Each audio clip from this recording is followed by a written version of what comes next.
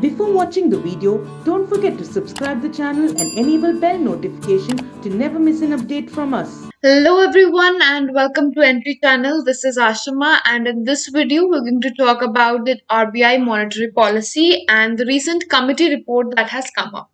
Now, for the beginning of this video, we are going to talk about what RBI monetary policy is. So, what are the contents of it? First of all, what is RBI monetary policy? Then, what is its composition? That is, what is this committee made of? So, composition of the committee. That is, after RBI monetary policy discussion, we'll be talking about the committee which is formed, which takes care of all the monetary decisions that are taken by RBI. After that, we will be talking about the recent report being of December, right? So a bi-monthly report is released, that is every 2 months a report or review happens by RBI, and that is by RBI Monetary Policy Committee.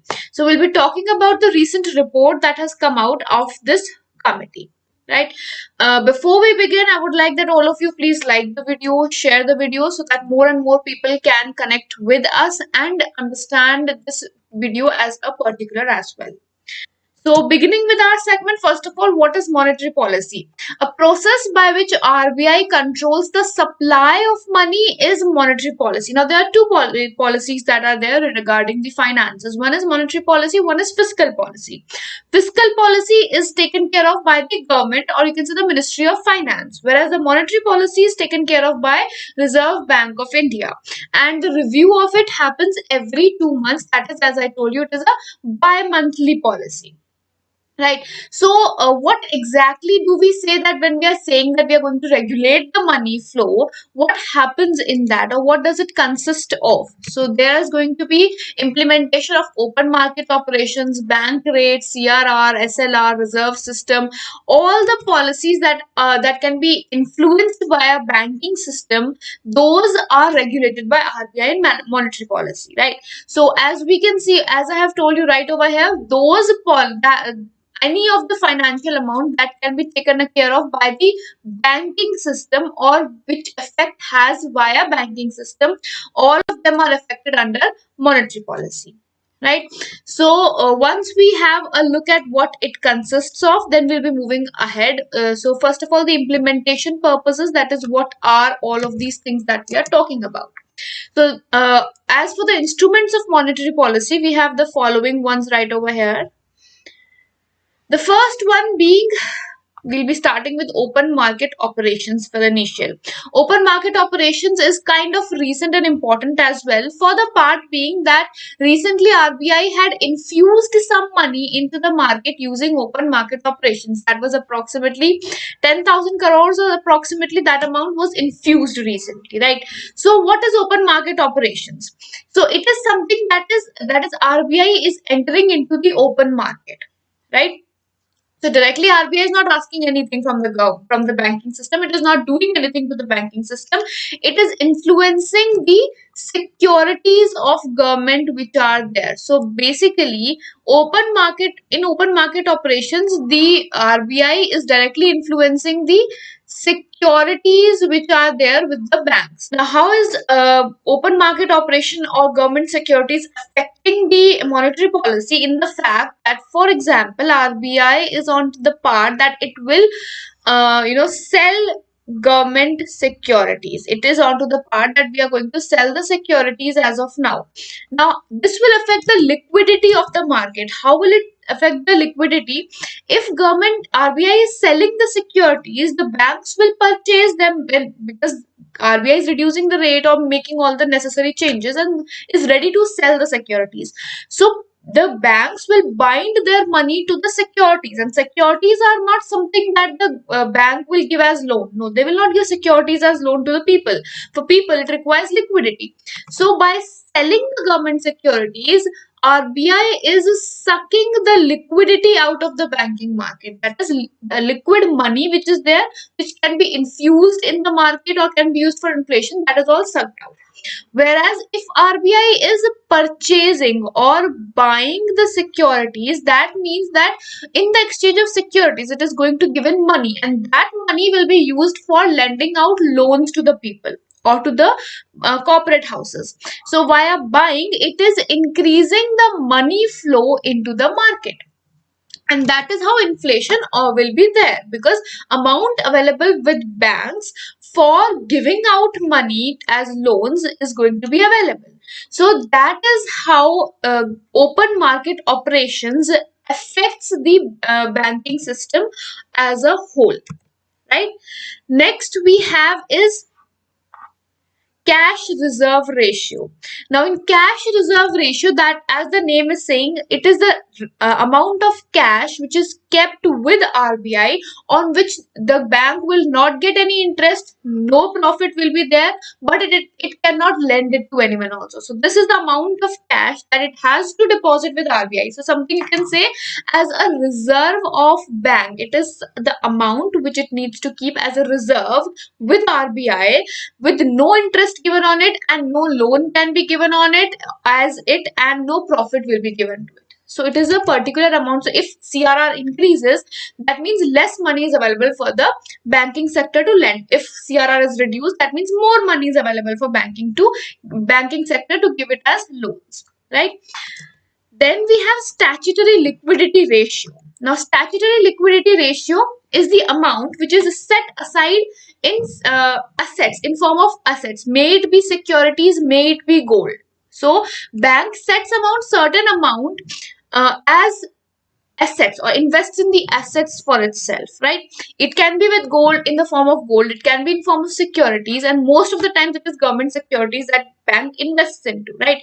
On this, interest is also earned, but and in this a kind of profit is earned, but that amount is again reserved, right? Some amount which is packed for itself, that it cannot give that money out now because it is already invested in that, right? So that is SLR and CRR as of now, right? After that, we have studied about OMO, we have studied about SLR, we have studied about CRR. Then we have the other one, which is bank rate. Now what exactly is bank rate? It is when banks want to take loan from RBI, but for long term. So for long term borrowing, now why am I focusing on long term? Because there are certain short term loans also. For that we have a different rate. So bank rate is at the which the long term loans are taken from RBI by the banks, right? So a certain amount of interest that is paid by the banks when they borrow, for say for 1 month the bank wants to borrow certain amount from RBI, right? So when they're borrowing it, that will be at the interest rate of bank rate, right? Now, usually RBI does not use bank rate as a major influential purpose, but LAF or liquidity adjustment facility more often.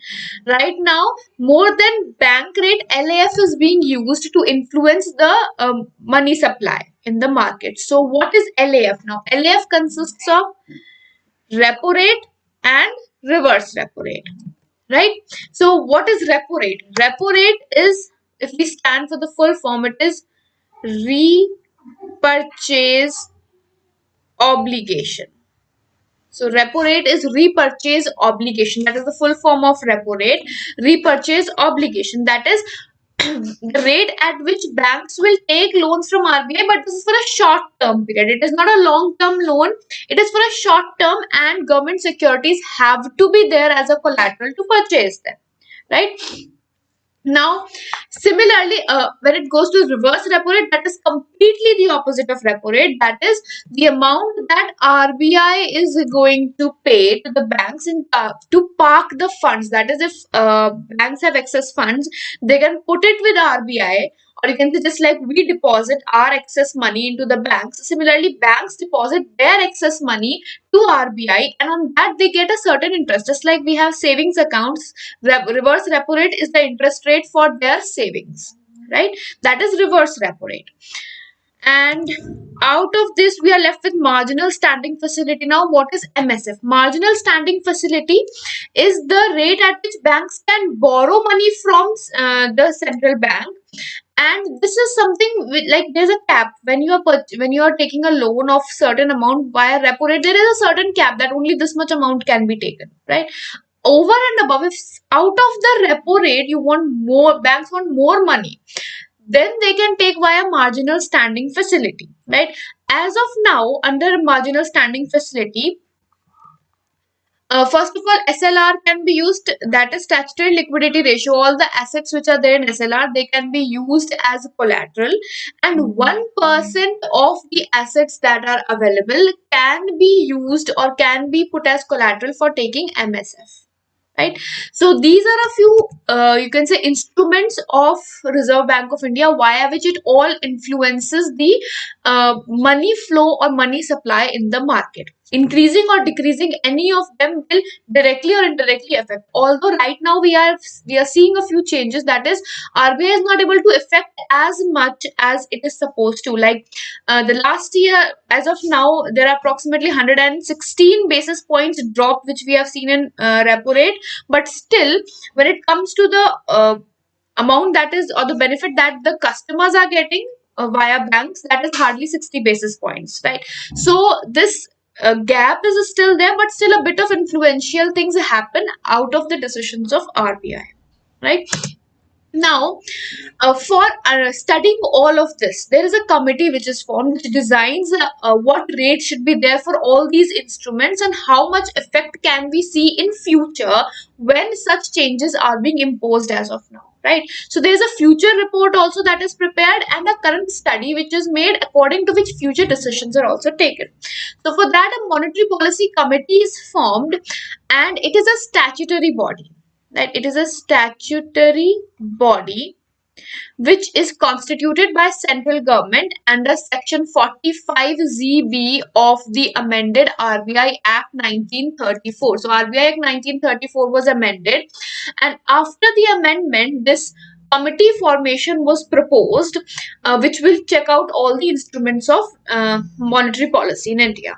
Right now, this has 6 members. This committee has a total of 6 members, out of which 3 are from Reserve Bank of India and 3 are appointed, right? And the appointment takes place for 4 years with no reappointment. So there is not a kind of thing that if we favor the government, our appointment will be extended. So to keep that impartial, this decision has been taken that no reappointment of any person in Monetary Policy Committee will be done. Right? No form of extension is done. Therefore, there is nothing as such as if you favor the government, your extension, there's going to be an extension of some sort. Right? Meeting is 4 times a year at least, until unless it is very necessary for other meeting, at least 4 times a year it is the meeting is done, because the bi-monthly report is prepared every 2 months, right? Apart from that, monetary policy report is prepared which talks about the future of India, future prospects of the decisions that are taken as of now. So any decision which is taken as of now, for that a future prospect is prepared, and this is prepared every 6 months. So 2 reports are prepared. Monetary policy reports are 2, which is every 6 months. Every 6 months, monetary policy report is proposed or published, in which the sources of inflation are reported, that is what kind of inflation was seen, from where there was inflation which was seen, and for the upcoming 6 to 18 months, that is for the upcoming 6 months and the next year as a whole, the propositions are forecast as per the graph which is seen for the last 6 months that we are studying, right? Now, in this committee, the governor of RBI, right now Shaktikant Das, he or she is the ex officio chairperson. So, chairperson is the governor. He or she does not have veto power. No veto power is there. But if there is you can say a tie which is there between the members, then his vote is counted into it. Right? He can vote, but there is no veto power. That is, the decision of the committee as a whole is considered not of only the governor of RBI. Then the deputy governor is in charge of monetary policy. He is also a member. Then one officer of RBI will be nominated by the board of RBI, and that will be a member. Then there are 3 new external members which are appointed. As of now, it was appointed in October. Recently, the appointment was in October before the next meeting, which was set up for December report. So before the new meeting, 3 new people were appointed, that being Ashima Goyal, Jayantar Verma, and Shashank Bhide. These are the 3 new members, and the recent report has been prepared by these 6 members as of now. right? So this being the segment about all the members that we have. Now over here we have already told you about the we all know who the governor of RBI is, but apart from him, who are the other two members, that is Mridul Saggar and Debabrat Patra. These are the other two members, then these are the three members, right?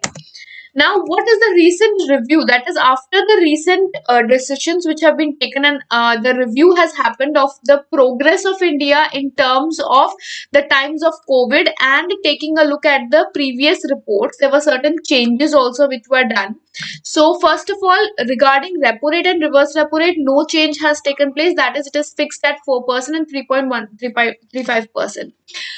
Till date, there has been a drop of about 116 basis points. So RBI has decided not to extend that drop and keep it until and unless it is required to make a further drop into it. Then GDP contraction has been reduced. The earlier forecast, that is the last time the meeting was held or the report was released, was in September, and at that time it was proposed that by December we'll be facing about 9.8% or approximately 9.8% of contraction. But the only witnessed was minus 7.5%. So, seeing this, the future or GDP growth is also comparatively, you can say, a growth is being seen as a V-shaped recovery graph has been seen as per the reports released. V-shaped recovery is happening. The graph of recovery is going in V shape. Therefore, the real GDP growth for financial year 21 is expected at minus 7.5% as of now. Right? Then we have a CPI inflation. CPI stands for Consumer Price Index. This Consumer Price Index or CPI. Now, CPI inflation is the inflation which happens due to the retail market. So, due to now WPI, which was quite a news a few times back, wholesale price index, that had seen a huge jump as per the recent report. Positive growth for the first time after a long duration. The first time wholesale price index or WPI had seen a huge growth. Now for CPI, it is expected that for financial year 21 we will see 6.8% of growth by the third quarter of financial year 21, and by the fourth we will see about 5.8%, right? Now apart from that, the contactless payment facility, as of now we have seen that contactless payment by RBI is for a limit of 2000, right? So till the amount you want to pay for 2000 rupees, we do not need to verify the pin again and again. But now this limit is going to be extended to 5000. Reviews are going on, and by January a final result can be seen regarding it. And the recently it was proposed that RTGS form of payment will be made 24/7. So it is going to happen soon. It was proposed that in December RTGS will become 24/7, just like NEFT had become 24/7. So now it is going to happen in a few days. Finally, it is going to be applied that RTGS, real time gross settlement, is going to be a facility of 24/7, right? As for UPI settlement, for UPI settlement also it is going to be made for whole week. Earlier it was only 5 days a week, now it is going to be 7 days a week, or the whole week UPI settlements can also be done as per the recent proposals that are happening. Right now, this was the recent review, and every 2 months, that is every bi-monthly report that happens is required to be reviewed, especially for all the banking aspirants. So keep in touch for any further developments, and we will also keep you informed. Do like the video, share the video, and comment if you have any doubt regarding any point in this video. Thank you so much and have a wonderful day ahead.